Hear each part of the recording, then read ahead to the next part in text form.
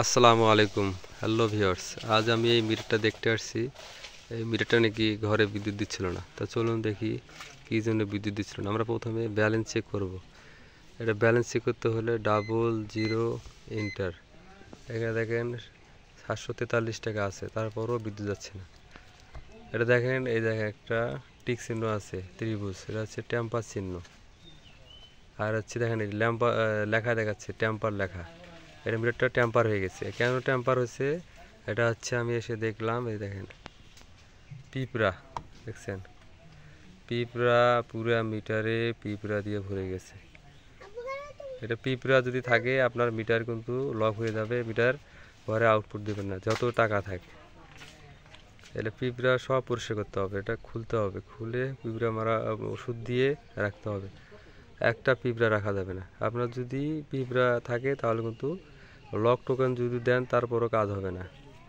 এই দেন কি অবস্থা, মিটারের যে বোর্ডটার অবস্থা দেখেন, পিঁপড়া দেখছেন পুরা ভেতরে, বেস প্লের ভেতরে পিঁপড়া ভরে গেছে। আর সব জায়গায় দেখেন এই যে পিঁপড়া দৌড়াদৌড়ি করতেছে। এই জন্য কিন্তু এই যে ত্রিভুজ ভাসছে এবং টেম্পার টোকেন দেখাচ্ছে, এই টেম্পার লেখা দেখাচ্ছে। আপনার টাকা থাকলেও আপনার ঘরে বিদ্যুৎ দিবে না যদি টেম্পার দেখায়। এই যে টাকা আছে, আর এই যে আমরা টেম্পারের সাথে 32 তুলে ওকে দিলে দেখেন টেম্পারে 1 দেখাচ্ছে। এটা হচ্ছে টেম্পার স্ট্যাটাস 1 দেখাচ্ছে, মানে একবার টেম্পার হয়েছে। এটা টেম্পার যদি না থাকে তাহলে 00 দেখাবে এবং ত্রিভুজটা থাকবে না। এটা ত্রিভুজটা আছে, টেম্পার আছে, তার মানে টেম্পার লেখা দেখাচ্ছে, এটা টেম্পার হয়ে গেছে।